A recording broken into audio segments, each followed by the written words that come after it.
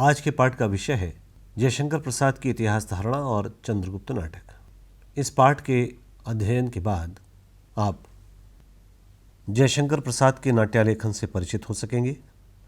प्रसाद ने अतीत की गौरव गाथा के माध्यम से भारतीय अस्मिता की याद दिलाई है, यह जान सकेंगे। चंद्रगुप्त नाटक के कथ्य और शिल्प से परिचित हो सकेंगे और प्रसाद के नाटकों की ऐतिहासिक पृष्ठभूमि के बारे में जान पाएंगे।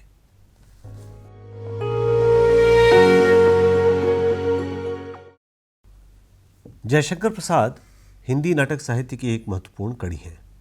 प्रसाद का युग भारतीय राजनीति का संधि स्थल है। जनता के भीतर राष्ट्रीय चेतना और जन जागरण ही लेखक का प्रथम उद्देश्य है। प्रसाद ने अतीत के माध्यम से जन जागरण का नया प्रयास किया है।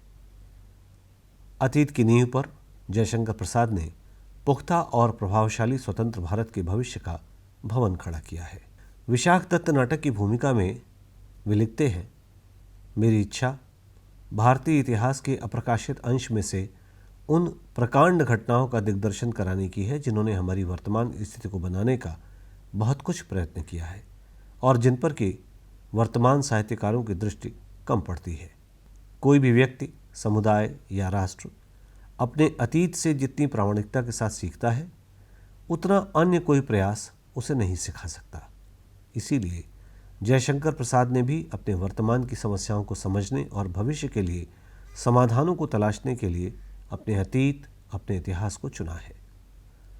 प्रसाद ने वर्तमान के संघर्षों से भागकर भारत के प्राचीन इतिहास और संस्कृति की ओर पलायन नहीं किया, वरन अपने नाटकों द्वारा अतीत के पर्दे पर एक स्वतंत्र और संगठित राष्ट्र की योजना को रंगने का प्रयास किया। चंद्रगुप्त के संपूर्ण कथानक में एक आर्यावर्त, एक देश, एक राष्ट्र का संदेश गूंजता हुआ दिखता है। चंद्रगुप्त नाटक की तमाम घटनाएं अतीत की खिड़की से वर्तमान की समस्याओं की ओर देख रही हैं और एक उज्जवल भविष्य के निर्माण का आह्वान भी कर रही हैं, जिन्हें जानना और समझना हमारे लिए आज भी आवश्यक है। सामान्यतः इतिहास का अर्थ है ऐसा ही था अथवा यह इस प्रकार हुआ था। अतः इतिहास शब्द का सामान्य अर्थ हुआ बीती हुई घटनाओं का तथ्यात्मक विवरण। आमतौर पर तथ्यों और घटनाओं के अनुक्रम को इतिहास कहा गया। हिंदी शब्द सागर इसे बीती हुई प्रसिद्ध घटनाओं और उनसे संबंध रखने वाले पुरुषों का कालक्रम के अनुसार वर्णन मानता है। अंग्रेजी में इतिहास शब्द के लिए प्रयुक्त हिस्ट्री शब्द का अर्थ है अन्वेषण से प्राप्त जानकारी। अतः इतिहास का व्युत्पत्तिपरक अर्थ सामान्य रूप से तथ्यों व घटनाओं के अन्वेषण और अनुक्रम के रूप में परिभाषित करता है, किंतु आधुनिक दृष्टिकोण तथ्यों एवं घटनाओं को वैज्ञानिक और तार्किक आधार पर परखने की मांग करता है। नया इतिहास एक दर्शन है जो एक ओर विश्लेषणात्मक एवं तर्कपूर्ण विवेचना पर बल देता है, वहीं दूसरी ओर संश्लिष्ट प्रभाव की व्यंजना पर भी। अर्थात आज का इतिहासकार व्यक्ति विशेष या कालक्रम विशेष पर ध्यान देने से आगे बढ़कर मानव सभ्यता और संबंधों के सत्यों का विवेचन भी करता है। वह विभिन्न कालों में घट रही घटनाओं में निहित भावधारा या विचारधारा को भी पकड़ने और पहचानने की भी कोशिश करता है। जयशंकर प्रसाद की इतिहास धारणा या इतिहास दर्शन भी घटनाओं में निहित इसी सत्य को पकड़ने की कोशिश है, जहाँ वे इतिहास के माध्यम से और इतिहास के भीतर छिपे मिथकों के माध्यम से संपूर्ण जीवंत अनुभव संसार को पाठक के समक्ष प्रस्तुत करते हैं। प्रसाद जानते हैं कि इतिहास में केवल अतीत का ब्यौरा नहीं होता, बल्कि उसमें निहित तथ्य, घटनाएं और तिथियों के बीच से जातीय अस्मिता के संघर्ष, संस्कृति और परंपराओं के अनेक घटकों को समझने का सामर्थ्य भी प्राप्त होता है। इसीलिए इतिहास को युगीन आवश्यकताओं के अनुरूप पुनर्मार्जित और उसका पुनरुद्धार और पुनर्संस्कार किया जाता है। इस रूप में इतिहास नहीं रहता, बल्कि वह एक इतिहास बोध बनकर रचनाकार की कृतियों में प्रतिफलित भी होता है। लेकिन इतिहास का ये गठन भी सायास नहीं है, अपितु स्वाभाविक परंपराओं और संस्कृति में छिपे सृजनात्मक स्रोत के रूप में उपलब्ध है।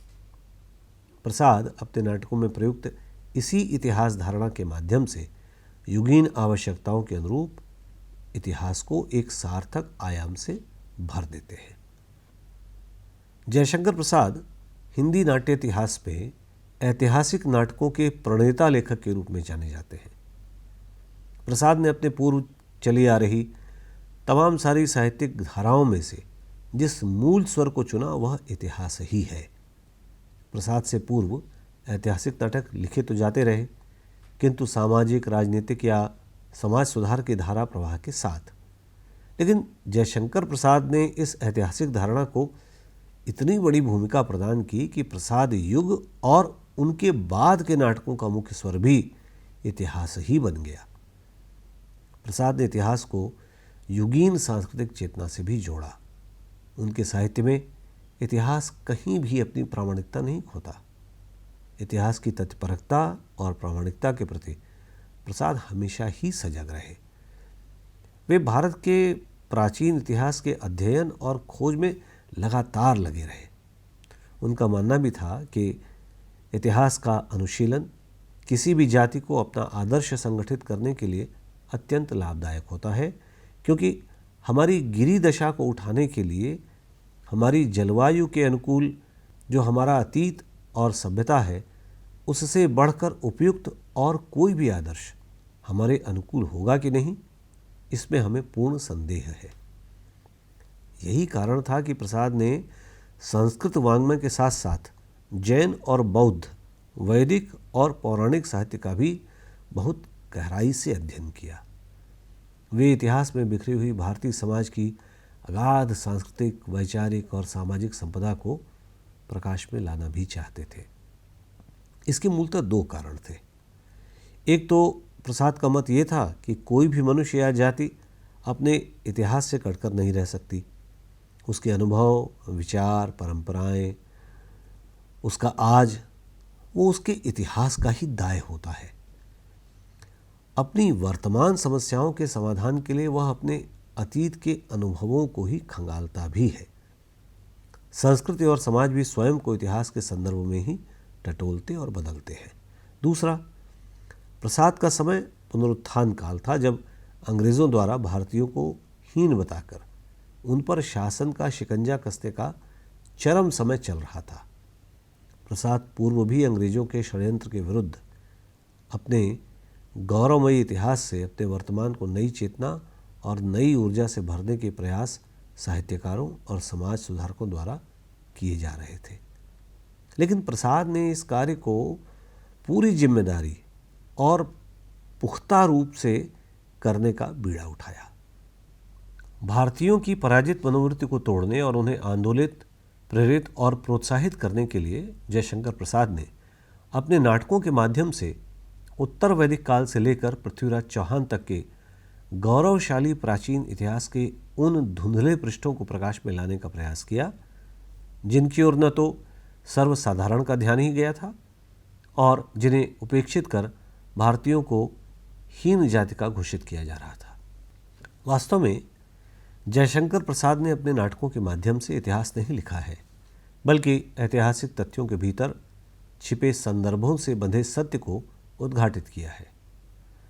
प्रसाद ने अपने साहित्य, विशेषकर नाटकों के माध्यम से उन भावधाराओं, विचारधाराओं और प्रेरणाओं को प्रस्तुत करने का प्रयास किया जो इन ऐतिहासिक विवरणों, चरित्रों और घटनाओं के पीछे निरंतर प्रवाहमान और कार्यरत रही।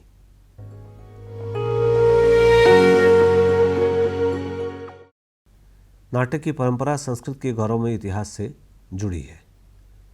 संस्कृत के महान नाटककारों कालिदास, भास, भवभूति, अश्वघोष आदि ने अपने नाटकों की कथा का आधार इतिहास और पुराण को बनाया। शायद इसीलिए हिंदी नाटकों के प्लॉट का केंद्रीय विषय भी इतिहास ही रहा।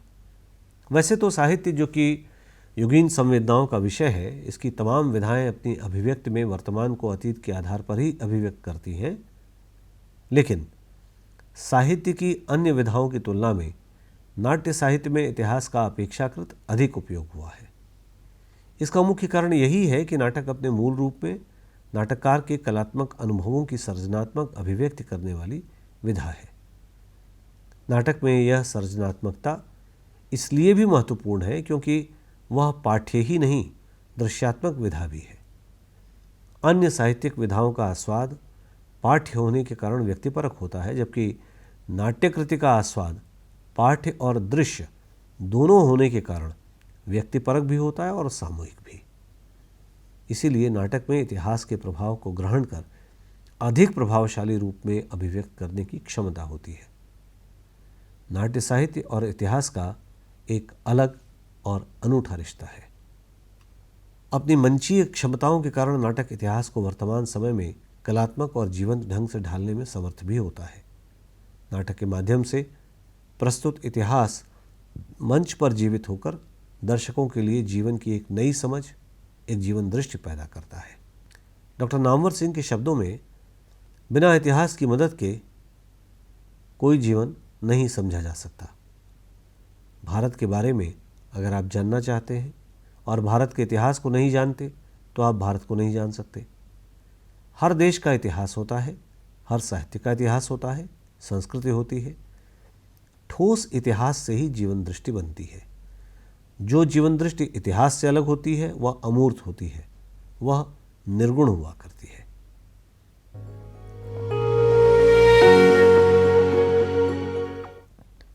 नाटक और इतिहास के अंतर संबंधों पर बात करते हुए कई महत्वपूर्ण प्रश्न सामने आते हैं कि नाटक में इतिहास का रूपांतरण किस प्रकार हो। क्या नाट्य साहित्य इतिहास की धारणा को आधार बनाकर अपनी कलात्मकता से विहीन हो जाएगा, या नाट्य साहित्य का हिस्सा बनकर इतिहास इतिहास ही नहीं रह जाएगा? और यह ऐतिहासिक नाट्य क्या है? नाटक और इतिहास के मिश्रण से बनने वाला नाटक ही ऐतिहासिक नाटक है। ऐतिहासिक नाटक के लेखन के बारे में कॉलरिज का मत है कि यह इतिहास से ग्रहण घटनाओं का एक ऐसा संकलन है जिसमें घटनाओं के काल कारण संबंध की अन्विति नाटकीय कल्पना और काव्यात्मक ढंग से जोड़ी जाती है। अतः कॉलरिज ऐतिहासिक नाटक के 3 मुख्य घटक मानते हैं: इतिहास, नाटकीय कल्पना और काव्यात्मकता। भारतीय विद्वानों ने भी ऐतिहासिक नाटक पर विचार करते हुए इसे इतिहास से गृहीत कथावस्तु का नाटकीय कल्पना द्वारा किया गया सोद्देश्य नियोजन माना है। अधिकांश विद्वानों ने ऐतिहासिक नाटकों के स्वरूप पर विचार करते हुए इसमें इतिहास, कल्पना और कलात्मक संयोजन पर बल दिया। कुछ विद्वानों ने इतिहास को महत्व दिया तो कुछ ने कल्पना और कलात्मकता पर जोर डाला। लेकिन ये निर्विवाद है कि ऐतिहासिक नाटक इतिहास के बिना संभव नहीं हो सकता। ऐतिहासिक नाटक ऐतिहासिक घटना और आधार की उपस्थिति उसमें चाहिए, और साहित्य की विधा होने के कारण इस ऐतिहासिकता में छिपी जीवन धारा को पकड़ने और पहचानने के लिए कल्पना का सम्मिश्रण भी होना चाहिए। सवाल ये है, कहीं ऐतिहासिक निरस्ता नाटक की रम्यता और सुदृश्यता को समाप्त तो नहीं कर रही है, और कलात्मकता या कल्पनात्मकता ऐतिहासिक सच को तो खंडित नहीं कर रही। इसीलिए ऐतिहासिक नाटक न तो शुद्ध इतिहास हो सकता है, न ही कोई कोरी कल्पना पर आधारित कृति। ऐतिहासिक नाटककार को इतिहास और कल्पना के सही संयोजन से ही युगीन सत्य तक पहुंचना होगा, तभी ऐतिहासिक नाटक अपने लक्ष्य को पाने में सफल हो पाएगा। मूलतः ऐतिहासिक नाटककार का लक्ष्य वर्तमान से मोहभंग और अतीत की ओर पलायन नहीं है, अपितु किसी भी जीवित जाति के हृदय में रचे बसे संस्कार और उन छवियों के माध्यम से अपनी बात सरलता से आम जन समुदाय तक पहुंचाना है। इन ऐतिहासिक मिथकों और बिंबों के माध्यम से नाटककार अपनी बात अधिक प्रभावी, कलात्मक और ठोस रूप में प्रस्तुत कर सकता है।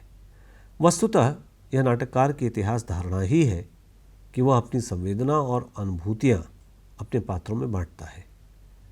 ऐतिहासिक तथ्यों और प्रमाणों की रक्षा करते हुए वह निर्जीव वस्तुपरक तथ्यों में मानवीय सच को बाहर लाने का काम करता है, ताकि उसे युगीन सच में बदला जा सके।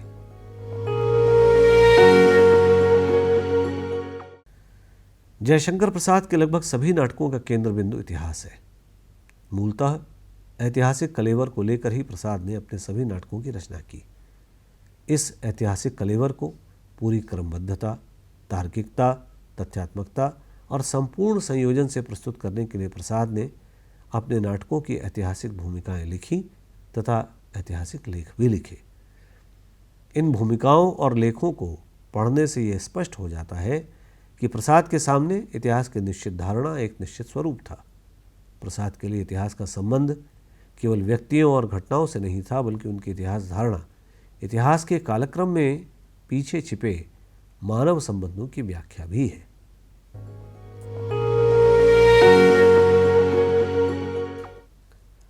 प्रसाद की इतिहास धारणा के 3 प्रमुख लक्ष्य हैं: भारतीय जनमानस का उत्थान, भारतीय इतिहास के अप्रकाशित महत्वपूर्ण अंशों का उद्घाटन और भारतीय जनजागरण और राष्ट्रीय चेतना का आह्वान।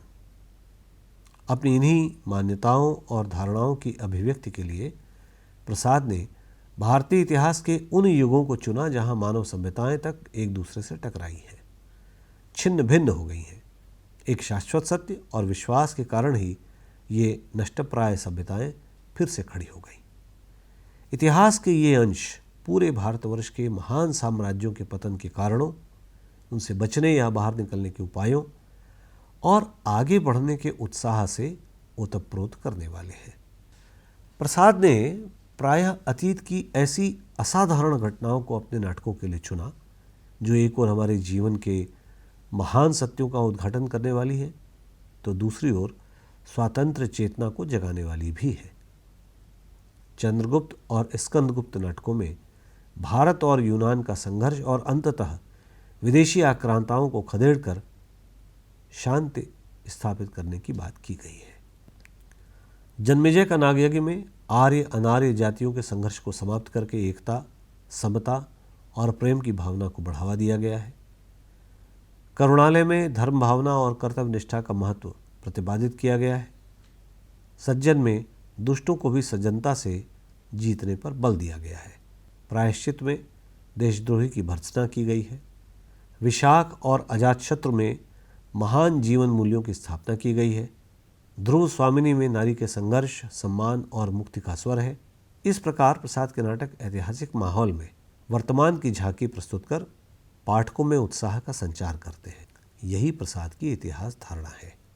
इतिहास धारणा में एक महत्वपूर्ण बात यह भी है कि नाटककार प्रसाद इतिहासकार प्रसाद की भूमिका भी बखूबी निभाते हैं।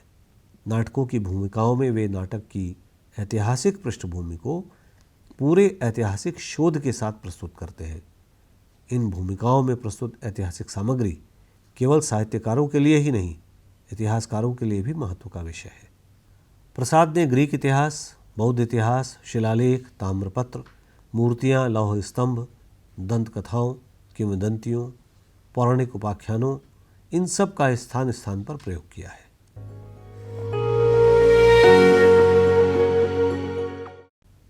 चंद्रगुप्त नाटक की भूमिका भी केवल कथा सरिस सागर की घटनाओं के आधार पर ही नहीं लिखी गई।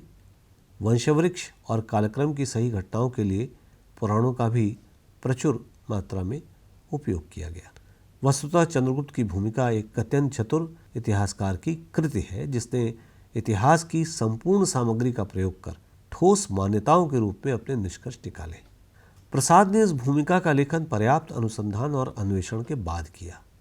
सम्राट चंद्रगुप्त संबंधी सारी खोजपूर्ण सामग्री को प्रसाद ने 1909 में इस सामग्री का प्रयोग करते हुए कल्याणी परिणय लघु नाटिका लिखी। 1928 में चंद्रगुप्त नाटक लिखा, जिसे अंतिम रूप देकर 1931 में प्रकाशित कराया। इस नाटक के संबंध में डॉक्टर दशरथ ओझा का मत है कि प्रसाद जिस प्रवृत्ति और उद्देश्य को लेकर नाटक निर्माण में तल्लीन थे, उसका चरम उत्कर्ष चंद्रगुप्त नाटक में प्रकट होता है। इसमें उनकी ऐतिहासिक शोध शक्ति जितनी प्रस्फुटित हुई है, उनकी काव्य प्रतिभा भी प्रखर हो उठी है। प्रसाद ने चंद्रगुप्त की भूमिका जिस विस्तार और अन्वेषण के साथ लिखी है, उसे देखते हुए यह कहा जा सकता है कि यह एक इतिहासकार की गवेषणा है, जिसमें तिथि, कर्म से लेकर घटनाओं के कार्यकारण और ऐतिहासिक प्रमाणों की चर्चा की गई है। प्रसाद ने अपने नाटक चंद्रगुप्त में इस भूमिका को आधार तो बनाया है, लेकिन इसमें कल्पना का समावेश भी किया है। ज्यों का त्यों यदि ठोस ऐतिहासिक भूमिका को नाटक में उतार दिया जाता तो नाटक की साहित्यिकता और स्वदेश्यता समाप्त हो जाती। इसीलिए प्रसाद ने नाटक की रूपरेखा तो ऐतिहासिक ही रखी, लेकिन इसमें प्राण प्रतिष्ठा करने वाली शक्ति नाटककार की सर्जक कल्पना है। चंद्रगुप्त की भूमिका में मौर्यों के इतिहास, उनकी शासन पद्धति आर्थिक और व्यापारिक स्थिति, मेगास्थनीज के विस्तृत विवरण, सेनाओं की संख्या, पाटलिपुत्र नगर की विशेषताओं से लेकर उसका भौगोलिक विस्तार आदि पर विस्तृत चर्चा की गई है। परंतु ये सभी हिस्से नाटक में अंश रूप में ही आए हैं। शेष उद्देश्य की पूर्ति या मानव संबंधों के तारों को जोड़ने के लिए प्रसाद ने कल्पना का सहारा लिया है। एक बात महत्वपूर्ण यह भी है कि प्रसाद की कल्पना भी कोरी या स्वच्छंद कल्पना नहीं है। उनकी कल्पना ने नाटक में या तो ऐतिहासिक घटनाओं के बीच विलुप्त कारण कार्य श्रृंखला को स्थापित करने का काम किया है या इतिहास की कठपुतलियों में प्राण फूंकने का काम किया है। उनकी कवि कल्पना से कहीं भी नाटक का इतिहास बिखरा या बाधित नहीं हुआ। चंद्रगुप्त और कार्नेलिया, अलका और सिंहरण, मालविका और चंद्रगुप्त, चाणक्य, सुवासिनी, राक्षस का प्रेम ऐतिहासिक तथ्य या घटना नहीं है, लेकिन मानव मन की ऐसी शाश्वत अंतःधारा है जिसे न तो कोई इतिहास नकारता है और न ही इससे कुछ बाधित होता है। ऐतिहासिक कलेवरों में इन मानवीय भावनाओं का स्पंदन ही नाटक की कथा में धड़कते हुए जीवन का संचार करता है। इन भावों के प्रवेश से चंद्रगुप्त या चाणक्य का इतिहास बदल नहीं जाता, बल्कि ये इतिहास धारणा इन ऐतिहासिक कथाओं और चरित्रों को मानवोपयोगी और मानव समाज के लिए अत्यंत महत्वपूर्ण भी बना देते हैं।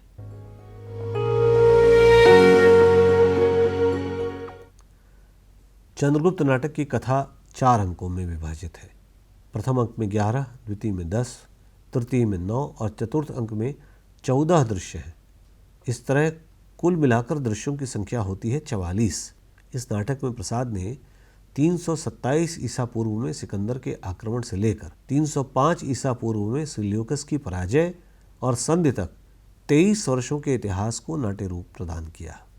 इस नाटक की कथा चाणक्य की बुद्धि और चंद्रगुप्त के शौर्य के समन्वय द्वारा विशाल मौर्य साम्राज्य की स्थापना से जुड़ी है।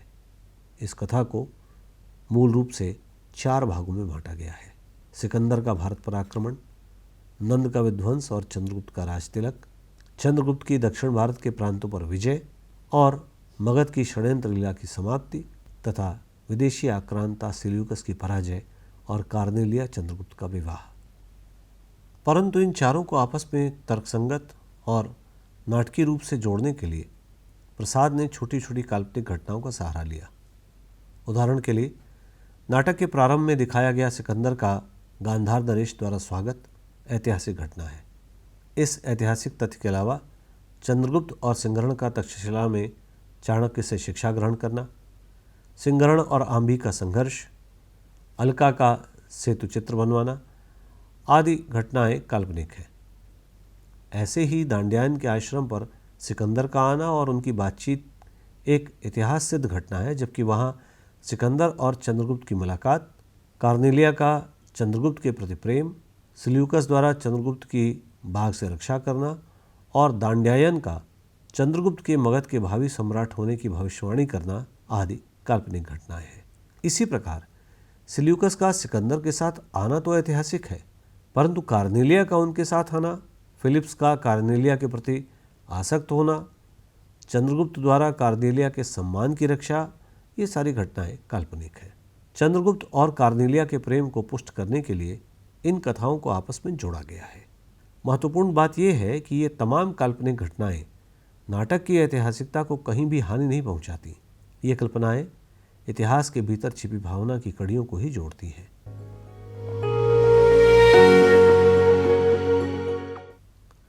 जहाँ तक नाटकों के चरित्रों का संबंध है, चरित्र भी 2 प्रकार के हैं, ऐतिहासिक और काल्पनिक। चंद्रगुप्त, चाणक्य, पर्वतेश्वर, नंद, आंभीक, सिकंदर, सिल्यूकस, राक्षस, दांड्यायन, ये सारे के सारे पात्र ऐतिहासिक हैं, जिनके विषय में इतिहास में पर्याप्त चर्चा की गई है।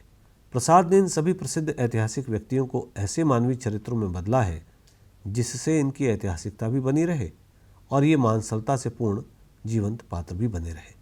चंद्रगुप्त एक प्रसिद्ध ऐतिहासिक पात्र है। प्रसाद ने अपने नाटक में चंद्रगुप्त के वंश और उत्पत्ति को ऐतिहासिक आधार पर सिद्ध करते हुए उसे एक पूर्ण स्वावलंबी चरित्र के रूप में उतारा है। नाटक के प्रारंभ में चाणक्य को आश्वासन देता हुआ चंद्रगुप्त कहता है, गुरुदेव विश्वास रखिए, ये सब कुछ नहीं होने पाएगा। ये चंद्रगुप्त आपके चरणों की शपथ पूर्वक प्रतिज्ञा करता है कि यवन यहाँ कुछ नहीं कर सकेंगे। चाणक्य की शिक्षा पर राष्ट्र कल्याण में आगे बढ़ा चंद्रगुप्त कहता है, मैं उन सब पीड़ित, आघात, जर्जर, पददलित लोगों का संरक्षक हूँ जो मगध की प्रजा है। स्त्री पात्रों में भी प्रसाद की मौलिक दृष्टि सामने आई है। कार्नेलिया, कल्याणी, सुहासिनी, अलका, मालविका ये सभी प्रसाद की कल्पना का युग पाकर अमर हो गए। हालांकि देवसेना, अलका, सिंहरण, मालविका काल्पनिक पात्र हैं, किंतु ये पात्र ऐतिहासिक पात्रों के चरित्र को एक दृढ़ और नया आयाम प्रदान करते हैं।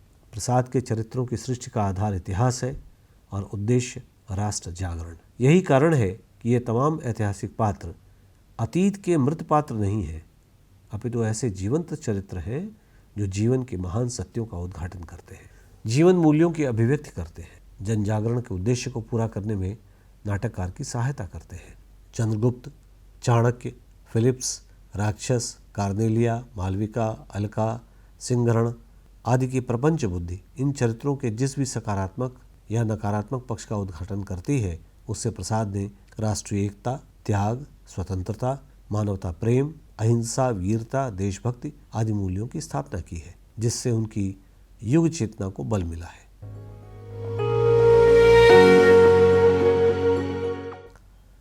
प्रसाद ने चंद्रगुप्त नाटक की रचना मूलतः दो उद्देश्यों से की। पहला, यूनानी आक्रमणों से भारत की सुरक्षा कराते हुए एकदम मौर्य साम्राज्य की स्थापना कराना। दूसरा, राष्ट्रीय जागरण की भावना को बलवती बनाकर पराधीन भारत को अंग्रेजों की दास्ता से मुक्त कराना। दोनों ही उद्देश्यों में प्रसाद सफल रहे हैं। ऐतिहासिक और समसामयिक लक्ष्यों को प्रसाद ने प्राप्त किया है। ऐतिहासिक भारतवासियों में नवीन स्फूर्ति, नवजागरण, नवीन संकल्प शक्ति का संचार किया है। चंद्रगुप्त, चाणक्य, अलका और सिंहरण जैसे चरित्रों से भारतीयों की हौसला अफजाई की है। नंद की क्रूरता, निष्ठुरता और अराजकता से ब्रिटिश सत्ता की क्रूरता का चित्र सामने रखा है। प्रसाद ने अपने ऐतिहासिक नाटक चंद्रगुप्त द्वारा यह संदेश दिया है कि राष्ट्र निर्माण के लिए हमें जाति पाति, वर्ग और धर्म के बंधनों को समाप्त करना होगा, तभी हम एक अखंड राष्ट्र का निर्माण कर पाएं। मालव और मागध को भूलकर जब तुम आर्यावर्त का नाम लोगे तभी वह मिलेगा। प्रसाद ने ऐसी वीरांगनाओं का भी चित्रण किया है जो इस ऐतिहासिक उद्देश्य की पूर्ति में योगदान देती हैं। अलका अपने देशद्रोही भाई का विरोध करती है। मालविका राष्ट्रहित में प्राणों का उत्सर्ग करती है। यही ऐतिहासिक नाटक चंद्रगुप्त का उद्देश्य है और इस उद्देश्य को प्रसाद ने अपनी इतिहास धारणा से पुष्ट किया है।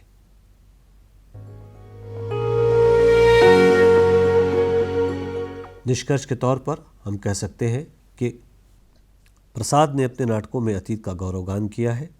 उनके नाटकों की पृष्ठभूमि ऐतिहासिक है, लेकिन भविष्य की चिंता उसमें स्पष्ट झलकती है। चंद्रगुप्त एक उत्कृष्ट ऐतिहासिक नाटक है जो राष्ट्रीय जागरण से जुड़ा हुआ है और प्रसाद के नाटकों का उद्देश्य अतीत के माध्यम से वर्तमान की पुनर्संरचना करना है।